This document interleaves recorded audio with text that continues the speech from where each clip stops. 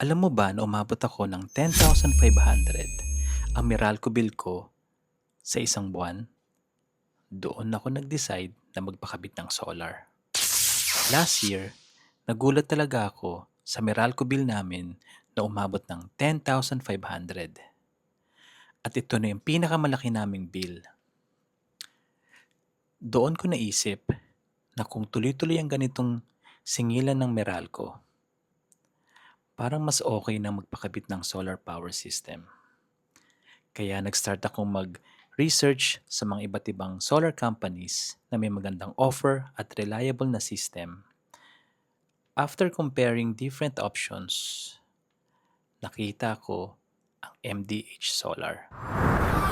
Nagustuhan ko ang offer nila at ang kanyang system. At ito ang specs ng solar setup ko.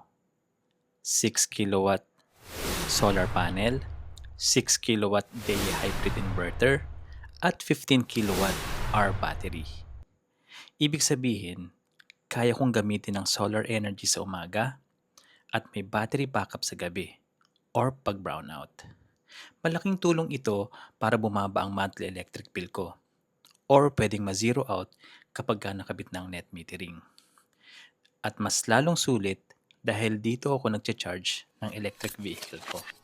Sa panahon ngayon, napataas ang presyo ng kuryente. Malaking bagay talaga ang pagkakaroon ng sariling solar power system.